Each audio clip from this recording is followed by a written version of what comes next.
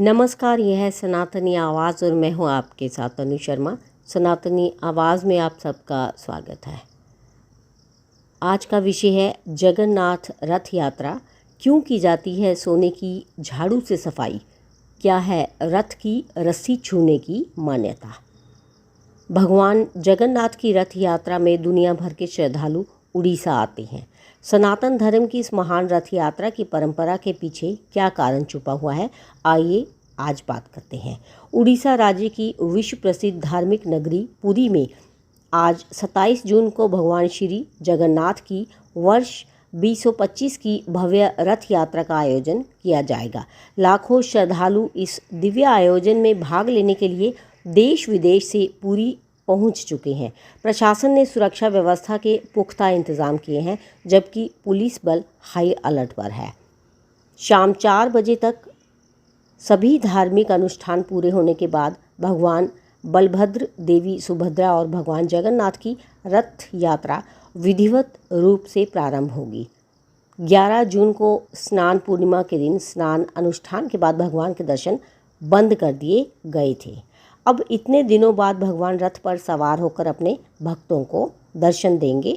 रथ खींचने से मिटते हैं पाप। हिंदू धर्म में रथ यात्रा का विशेष महत्व है। मान्यता है कि यदि किसी श्रद्धालु को भगवान के रथ की रस्सी खींचने का सौभाग्य प्राप्त होता है तो उसके सभी पाप नष्ट हो जाते हैं और उसे मोक्ष की प्राप्ति होती है। सोने की झाड़ू से सफाई क्यों? इस यात्रा की एक अत्यंत पावन परंपरा है छेरा पहरा, जिसमें रथ यात्रा के मार्ग की सफाई सोने की झाड़ू से की जाती है। ये रस्म दर्शाती है कि भगवान के स्वागत में कोई कमी नहीं रहनी चाहिए। सोना पवित्र धातु मानी जाती है और देव पूजा में इसका विशेष महत्व होता है। ये रस्म आध्यात्मिक शुद्धता और समर्पण का प्रतीक है। रथों की रस्सियों के विशेष नाम: भगवान जगन्नाथ, बलभद्र और देवी सुभद्रा के रथों में जुड़ी रस्सियों के नाम भी अलग अलग होते हैं। भगवान जगन्नाथ के 16 पहियों वाले नंदी घोष रथ की रस्सी को शंखचूड़ा नाड़ी कहा जाता है। बलभद्र के 14 पहियों वाले ताल ध्वज रथ की रस्सी को वासुकी नाम दिया गया है।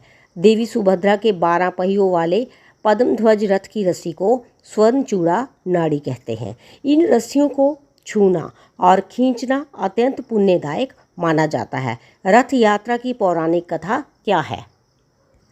पौराणिक मान्यता के अनुसार एक बार देवी सुभद्रा ने पुरी नगर देखने की इच्छा व्यक्त की थी। तब भगवान जगन्नाथ और बलभद्र उन्हें रथ पर बैठाकर नगर भ्रमण पर ले गए।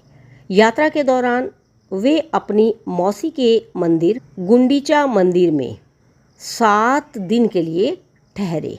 तभी से ये परंपरा हर वर्ष रथ यात्रा के रूप में मनाई जाती है।